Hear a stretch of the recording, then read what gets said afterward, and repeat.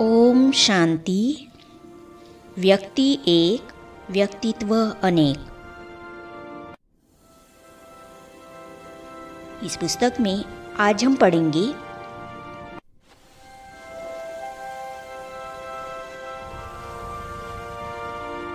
बातों बातों में ज्ञान देने का उनका तरीका बहुत अच्छा और निराला था। इस विषय पर दिल्ली शक्तिनगर की ही और एक माता ब्रह्मा कुमारी पुष्पा भाई साहब के प्रति अपने उद्गार इस प्रकार व्यक्त कर रही है, तो चलिए आज हम इसे पढ़ते हैं। भाई साहब इतना हंसाते थे कि हंस हंस कर हम थक जाते थे। कई बार नाश्ते पर हम उनके साथ बैठते थे। उनकी प्लेट में दही होता और हमारी प्लेट में नहीं होता तो तुरंत अपनी प्लेट से दही की कटोरी निकालकर हमें दे देते थे कि पहले आप खाओ, आपको देर हो जाएगी जाने में। इस प्रकार उनसे हमें स्नेह भी मिला, रमणीकता भी मिली। मुझे घर में विघ्न बहुत आते थे। मैं भाई साहब को वो सब बातें सुनाती थी। बातों बातों में ज्ञान देने का उनका तरीका बहुत अच्छा और निराला था। एक बार मेरे युगल ने किसी कार्य में यज्ञ में सहयोग दिया। वे कभी कभी मुझे सेंटर छोड़ने भी आते थे और लेने भी आते थे कार लेकर। उनको मैंने भाई साहब से मिलवाया। भाई साहब ने पति से कहा कि जिसका धन यहाँ लगता है उसका मन भी यहाँ लग जाता है। जो जितना जितना धन ईश्वरीय सेवा में लगाएगा उतना उतना उसका मन ईश्वर में लगेगा। आप इनको छुट्टी देते हो ज्ञान में चलने के लिए, इसीलिए आप सहज योगी बन जाएंगे। जो सहयोगी होता है वह सहज योगी बनता है। भाई साहब ने उनसे पूछा कि आप कैसे आए? उन्होंने कहा कार चलाकर। भाई साहब ने फिर पूछा कार किसने चलाई? उन्होंने कहा मैं खुद चलाकर आया। तब उन्होंने बोला जैसे कार और कार चलाने वाला अलग अलग है, ऐसे ही इस शरीर को चलाने वाला कौन है आप जानते हैं? फिर उनको समझाते थे आप आत्मा हो, आत्मा और शरीर अलग अलग हैं। आत्मा शरीर में यहाँ रहती है, वो शरीर रूपी कार को चलाती है। उनकी बातें सुनकर युगल बहुत खुश होते थे। इसके बाद पति रोज़ मॉडल टाउन से शक्तिनगर तक कार में छोड़ने आते थे और लेने आते थे। मुझे ज्ञान मिलते ही इतना नशा चढ़ गया कि भगवान आए हैं, उनसे मिलने मुझे मधुबन जाना है। जब चक्रधारी दीदी से मैंने यह बात कही तो उन्होंने कहा कि आप तो ज्ञान में अभी अभी आई हो, जब तक पवित्रता में पक्की नहीं होंगी तब तक हम आपको मधुबन नहीं ले जा सकती। मैंने कहा ठीक है, मैं अपने पति से छुट्टी लेकर आती हूँ और लिखवा कर भी लाती हूँ। ऑटो से मुझे घर जाना था तो मैंने ऑटो वाले से कहा भैया माउंट आबू चलोगे? मुझे कहना था मॉडल टाउन चलोगे? कह दिया माउंट आबू चलोगे? वह मेरा मुंह ताकता रहा और पूछा बहन जी आपको कहाँ जाना है? मुझे एहसास हुआ कि मैंने क्या बोल दिया है। फिर मैंने कहा मॉडल टाउन जाना है। इस प्रकार मधुबन जाने का मुझे इतना नशा चढ़ गया था कि बुद्धि में मधुबन ही बैठा हुआ था। घर परिवार वालों के प्रति भी उनकी बहुत ही शुभ भावना और शुभकामना होती थी। भाई साहब बीमार पड़े तो यही मधुबन में रहने लगे। हम उनसे मिलने जाते थे और वे खुद हमसे पूछते थे कि कैसे है, ठीक है, घर परिवार में सब ठीक है।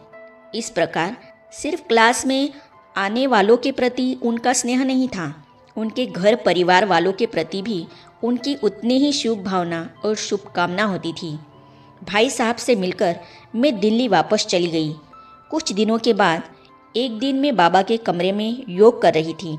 बाबा को देखते देखते ऐसा होने लगा कि भाई साहब और ब्रह्मा बाबा एक होते जा रहे हैं। यह अनुभव एक बार नहीं अनेक बार हुआ।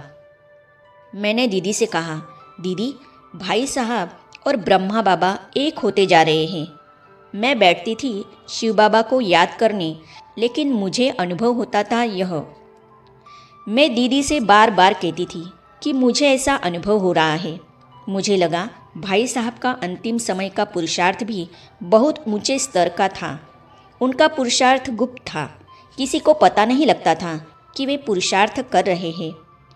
जब उनके पार्थिव शरीर को हिस्ट्री हॉल में रखा तो हम उनके अंतिम दर्शन करने गए।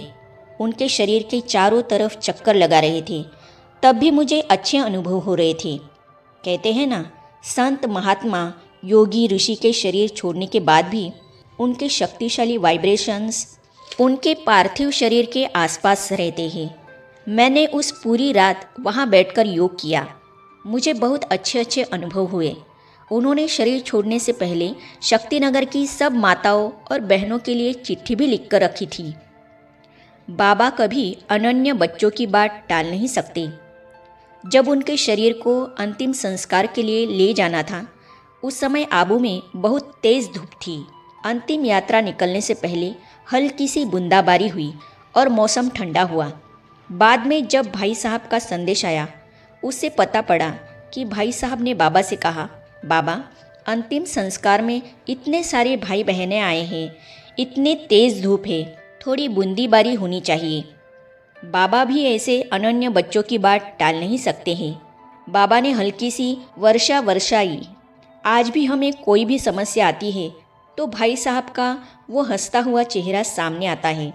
उनका सदैव यही कहना होता था कि बाबा को अपने साथ रखकर चलो तो सब समस्याएं भाग जाएंगी। भाई साहब का यह कहना मैं हमेशा याद रखती हूँ और बाबा को बार बार शुक्रिया कहती हूँ कि बाबा, हमें ऐसी महान आत्मा से पालना और मार्गदर्शन पाने का मौका मिला। इसके लिए आपको और जगदीश भाई को बहुत बहुत धन्यवाद। उनके हर श्वास में सिर्फ बाबा और सेवा ही भरे हुए थे। शक्तिनगर के ही ब्रह्मा कुमार डॉक्टर M.D. गुप्ता जी, जो भाई साहब के बहुत करीब रहे, उनके साथ के संस्मरण ऐसे याद कर रहे हैं। दिल्ली सिविल लाइन में हमारा घर है। मैं दिल्ली म्यूनिसिपल कॉरपोरेशन के हॉस्पिटल का डायरेक्टर था। सन 2004 में सेवानिवृत्त होने के बाद शक्तिनगर में अपनी ही डिस्पेंसरी मेडी केयर खोलकर प्राइवेट प्रैक्टिस करता हूँ। मेरे साथ मेरी धर्म पत्नी है डॉक्टर मंजू गुप्ता। वे स्त्री रोग तज्ञ हैं। एक बेटा है जो हृदय तज्ञ है और एक बेटी है जो सॉफ्टवेयर कंपनी में CEO है। हमारा सारा परिवार इस ईश्वरीय ज्ञान मार्ग में है। हमारा अलौकिक जन्म मधुबन के आंगन में ही हुआ। तो इन अनुभवों को हम पढ़ेंगे अगली कड़ी में।